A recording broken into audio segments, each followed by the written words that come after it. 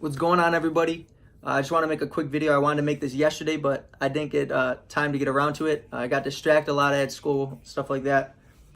So today I definitely want to make this. I just wanted to touch on something very small, forgiveness and kind of brokenness a little bit. So I'm reading through Matthew right now, Matthew chapter 18 today. And so there's a section in Matthew 18, verses 21 through 35, and that's referred to as the law of forgiveness section because it talks about the whole Peter asking Jesus, how often should I forgive my brother? Should I forgive him 7 times? And Jesus' response is, no, 70 times, 7 times should you forgive your brother. And so that just makes you understand that. And he goes even further on from that. And so he tells a story about a servant who owed his Lord, it says 10,000 talents, and the servant didn't have enough money to pay him. So the Lord said, you need to be sold, your wife and your children and all that you have, until your debt is paid. And the servant fell to his knees and worshiped the Lord and said, give me another chance. Just have patience with me. I'll pay you back. And because he fell to his knees out of genuine hurt and just desperation, just give me a second chance, the Lord was moved by it and said, you know what? I forgive you of all your debts. You don't owe me anything. And so he had a second chance that he didn't deserve. The Lord would have been justified in saying, you know what? You have a debt that you didn't pay me. So you know what? You got to go away. You got to get sold. Like, I need my money back. I need to do this. So you had your opportunity to pay me and you didn't. So he would have been very justified in doing that. But because he was moved by the compassion, he said, you're forgiven of your debts. And so now what does this guy do with that? What does this servant do? He goes now to a different servant who owed him a debt of 100, I believe it was 100 talents. And he grabbed the servant by the throat and demanded that he get paid it back. And instead of having the compassion, because the same servant now to this guy falls down and worships him, saying, please have patience with me, I will pay you back in time. The same thing that he said to the Lord, now the servant saying to him, and he says, no, like he wanted his money now, and because he couldn't get it now, he cast the servant into prison and forced him until he could pay the debts back. And so word gets back to the Lord of what he did. And he calls him wicked. He says, O thou wicked servant, I forgave thee of all that debt, because thou desired me. Should not thou also have had compassion on thy fellow servant, even as I had had pity on thee? And so it goes on to say, so likewise shall my heavenly Father do also unto you, if ye from your hearts forgive not every one of his brothers their trespasses.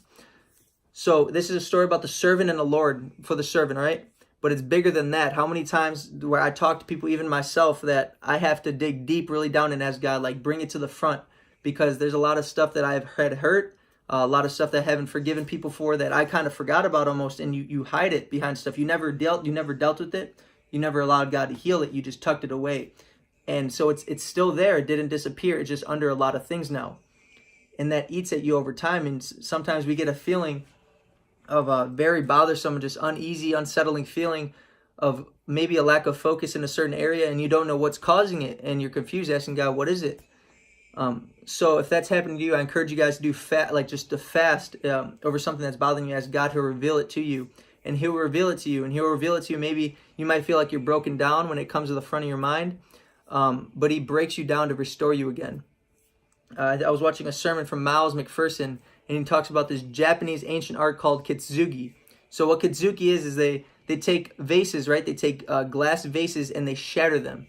And so they shatter them, normal cheap vases, and they put them back together with glue. So it's a whole bunch of broken pieces of glass that go back together with glue to form these abstract vases that you see all the cracks and everything into it. And so the ultimate end result, the vase that is made at the end of all the broken pieces, is 10 times more valuable than the initial cheap vases that they had before they were broken. So it's the same idea. God is going to reveal something to you, and he's going to feel like he's breaking you down like you were this person before, and God is going to crush you. Oftentimes he's going to crush the things that you felt like you wanted to have so much, your promises that you felt. He told you that I was going to have this big thing. I was going to have this big business. I was going to be married by the time I was 25. I was going to have this kid. I was going to have a nice house, a nice job. And God says otherwise. God says, no, you're going to move on my time. You're going to do what I need you to do. If you're a servant of me, you will do this with joy in your heart. And so he breaks you down, not to harm you, but when he breaks you down and puts you back together, just like that kitsugi, you're going to be so much more valuable when you get rebuilt again, because you're going to be rebuilt stronger. I don't know if you guys ever seen how houses are built, how sheds are built, stuff like that, but you can put pieces of wood together and you can put panels of wood on the top of it. But oftentimes people use plywood and things like that are just made of shredded pieces of wood. Not because it's cheaper, but because that when all those shredded pieces of wood are together, all the broken pieces, it's a stronger piece of foundation to hold it together. So God's going to do this stuff. He's going to reveal it to you.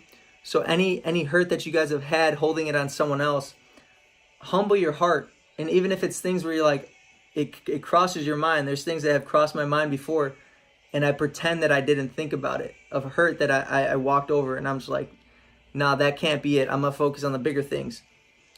And so I realized for myself that I would turn to God so much on the big things in my life. I would turn to him, God, I have this big exam coming up. Like, please give me the patience and the knowledge, comprehension, and understanding to do good on this exam. Where, God, I have this situation in my job. Please just be in the midst of it. Like, allow me to come out this with favor in my life. We go to him for the big things, yet we struggle every day with the small things. And so we have more small things that we deal with in our life than we do big things, if you guys really understand that. The big things come here and there. So people they'll fast once a month because of a big situation. So you go, you know what, I got this big thing coming up. I'm going to fast so it goes in my favor. And honestly, some people are not going to want to agree with this, but there's nothing wrong with that. You're on the right track, at least, where you understand that fasting is going to be an answer to something. And as long as you see God, he's going to mold you and he's going to teach you more and more every time you do fast. You're never going to start off perfect in whatever you do, but you take that first step, God is going to guide you. And you're going to learn more and more if you're hungry to learn more from him. So you guys fast and do all this stuff, but you got to really just humble yourself in the presence of God. Dwell in his presence. Seek more of him. Seek a relationship with him, father and son relationship, so that you can go to him for everything. Don't go to him just to ask, but just like go to him with your problems too. Just say, you know, God, I haven't had a good day, but I just want to say thank you. Like, thank you for being such a good father to me. Thank you for never leaving my side. Thank you for always being the ear for me to talk to. Thank you for always giving me the guidance. Thank you for doing all these things. And the more you start doing that, the more humble he makes you. The more humble the more humbleness he gives you and grants you. While at the same time, the more humility you're able to walk in, to be able to spend more time in that secret place, to spend more time in his presence. So I encourage you guys. A little challenge that I wanted to tell everybody is that if you have any animosity with someone at your job, anybody that you guys haven't talked to in maybe a few months, a few weeks over just something very small, it may have seemed big at the time, but looking back, it may be small and you never got over it and said it was worthless or pointless to go back. I encourage you guys to hit up that person that you haven't talked to in months over pain or over hurt. I encourage you to go up to that coworker today that you guys do not like, you guys do not talk to, and I encourage you guys and challenge you to buy them lunch today, buy them a meal today. Just sit down and talk to them and share a word with them. Give them a word of encouragement. Do something that you never thought you would do, and just watch how miracles can take place from that. Watch how God can take that situation that you thought was completely dead and watch how much life he can bring to it. God bless. Hope you guys have a good one.